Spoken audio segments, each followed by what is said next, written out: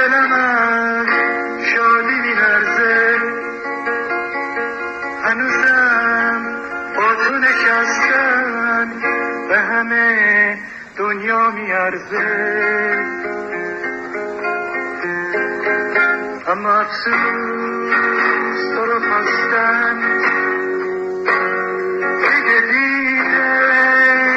دیره، ولی افسوس به نخواستن.